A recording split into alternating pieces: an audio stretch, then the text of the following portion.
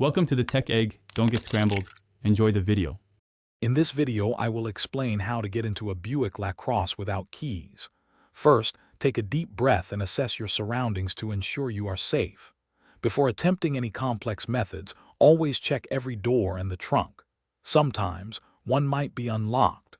Also, consider if you have a spare key hidden somewhere secure or if a trusted person can bring one to you. These initial steps can save you time and effort. If a spare key isn't an option, non-destructive entry tools can be considered. One common method involves using an air wedge to gently create a small opening, about 1/4 to 1/2 inch, at the top of the door frame.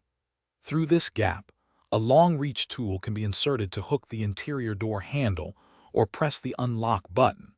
For older models, a slim gem might be used, but be aware this carries a significant risk of damaging internal wiring or airbags. When in doubt, or if you're uncomfortable with DIY methods, calling a professional is always the best choice. A certified automotive locksmith possesses specialized tools and expertise to open your vehicle safely, usually without any damage. Many roadside assistance programs also offer lockout services as part of their membership. Attempting forceful entry can lead to expensive repairs, potentially costing hundreds or even thousands of dollars, far more than a service call. To avoid future lockouts, proactive measures are key.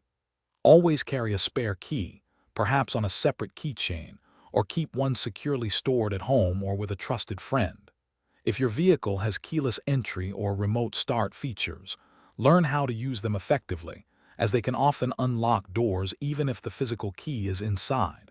Remember to regularly check and replace your key fob battery, typically every 2 to 3 years, to ensure reliable operation.